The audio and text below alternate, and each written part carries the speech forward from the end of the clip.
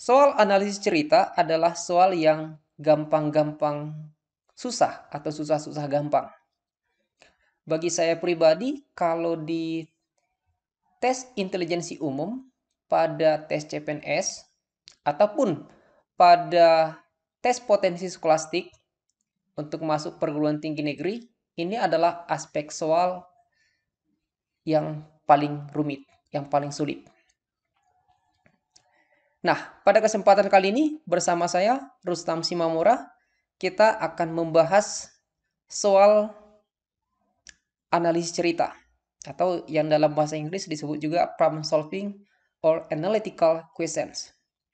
Langsung saja. There are 7 friends A, B, C, D, E, F, and G in a 7-floor building. The ground floor is number 1. The floor above it is number 2, and so on. E does not live on an even-numbered floor. G does not live on the topmost floor. Only one person lives between E and G. A does not live on even-numbered floor and does not live below F. D does not live immediately above or immediately below G. There are 2 floors between D and E. Both B and C live on even-numbered floor. G and C live in between the 2 floors. F lives on floor number 5. Mohon maaf buat bahasa Inggris saya yang sangat jauh dari sempurna.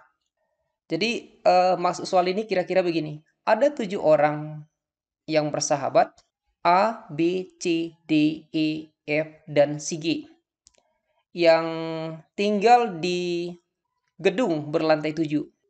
Lantai dasar adalah lantai nomor 1, lantai di atasnya adalah lantai nomor 2, dan seterusnya. Jadi setiap lantai dinamai sesuai dengan nomor mulai dari 1, kira-kira begitu maksudnya. Misalkan lantainya disusun seperti ini. Lantai 1 ya nomor 1, lantai 2, 3, 4, 5, 6, 7. Si E tidak tinggal di lantai genap.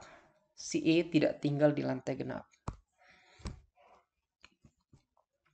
Jadi dia tidak tinggal di lantai 2, tidak tinggal di lantai 4, tidak tinggal di lantai 6. Jadi kemungkinan dia tinggal di 1, 3, 5, 7.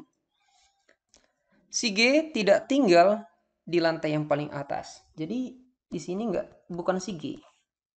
Hanya satu orang di antara si E dengan si G. Ini misalnya si E, ini si G. Hanya ada katanya satu orang di sini. Ya. Artinya mereka juga selisih satu lantai. A tidak tinggal di lantai yang genap. Berarti dia juga diganjil sama seperti E. Jadi si A nggak mungkin tinggal di sini dan juga di lantai yang kedua ini. Informasi berikut. Si A juga tidak tinggal di bawah si F. Berarti si A itu di atasnya si F. Ya. A di atasnya si F.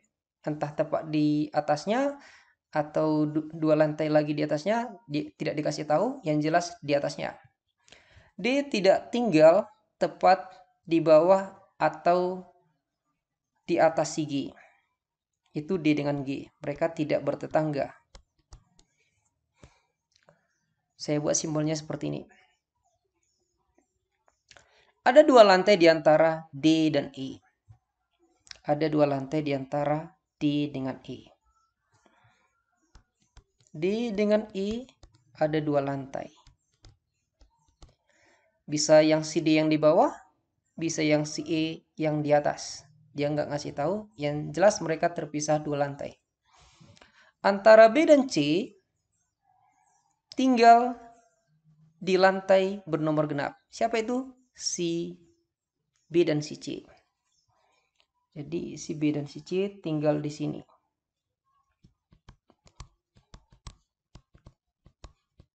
Ya, lebih rinci nggak dikasih tahu. Jadi ini juga yang membuat soal analisis cerita itu menjadi lebih sulit. G dan C tinggal di antara dua lantai. Si G dengan si C tinggal di antara dua lantai. Sama seperti kondisi D dan E. Si F tinggal di lantai nomor 5. Ya, si F udah diketahui tinggal di lantai nomor 5. Disinilah si F. Oke, sekarang kita analisis informasi-informasi yang dia sampaikan. Si A katanya di atas si F. Ini. Tapi si A itu sudah dikasih tahu nggak boleh digenap. Berarti yang paling atas itulah si A. Dia tinggal di lantai nomor 7. Kemudian, salah satu orang yang paling sering dibicarakan itu si E. Jadi coba kita mulai dari si E. Seandainya si E kita buat di lantai nomor 1. Kita buat si E di lantai nomor 1. Coba kita cari data atau informasi yang membicarakan si E. Ada si D. Di atasnya si E, 2 lantai ada si D. 1, 2, 3. Kalau si E di lantai nomor 1, berarti si D di lantai nomor 4. Informasi ini bisa jadi seperti ini. Si E di lantai nomor 3, kemudian si D di lantai nomor 6. Bisa jadi. Tapi kita coba dulu nih. Makanya saya buat masih tanda tanya. Sekarang coba ini seandainya ini udah masuk. Sekarang coba kita antara E dengan G. E dengan G dipisahkan satu lantai. Jadi kalau si E sudah di lantai nomor 1, berarti si G di lantai nomor 3. Ternyata kalau misalnya si E kita buat di lantai yang pertama dan konsekuensinya si G di lantai yang ketiga, maka itu tidak sesuai dengan informasi yang ini. Bahwasanya si D dengan si G itu tidak boleh bertetangga, nggak boleh berdekatan. Oleh karenanya kita rubah strategi kita. Jadi seperti itulah soal kemampuan pemecahan masalah, mereka seakan-akan membuat data yang kurang lengkap, seakan-akan ya. Namun yang dibutuhkan sebenarnya atau yang diminta mereka adalah kemampuan kita untuk mempertimbangkan berbagai kemungkinan. Tapi yang jelas tadi si A itu di lantai yang paling atas, kemudian si F itu di lantai yang kelima. Kemudian kita kembali dari si E. Tadi si E kita mulai di lantai yang pertama. Sekarang coba kalau misalnya si E di lantai yang ketiga. Kalau si E di lantai yang ketiga, berarti si D di lantai yang keenam. Kalau misalnya si E di lantai 3, kita gunakan informasi yang ini, maka si G di lantai yang pertama. Itu berarti informasi D yang tidak berdekatan dengan G sudah terpenuhi. Kemudian data yang belum masuk adalah si C. Si C selisih 2 lantai dengan si G. Berarti disinilah si C. Mereka selisih 2 lantai. Sisanya adalah si B. Jadi semua informasi tidak ada lagi yang berbenturan. Berarti kita udah bisa dengan percaya diri untuk menjawab soalnya. Jadi saya akan membawa kita ke soal yang sebenarnya. Ini dia. Tadi sudah kita temukan susunan lantainya dari atas ke bawah adalah ADF CEBG. ADF CEBG. Jadi pertanyaan pertama. In the given option, find the person who lives in third floor.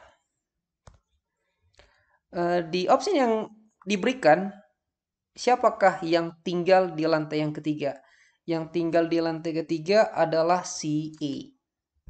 Nomor berikut. Siapa yang tepat bertetangga dengan si G? Yang tepat bertetangga dengan si G adalah si B. Jadi jawabannya lagi. Berapa orang yang tinggal di antara si E dengan si G? Yang tinggal di antara si E dengan si G cuma si B, berarti cuma satu. Berapa lantai antara si A dengan si F? Cuma satu lantai? Ya, orangnya hanya si D.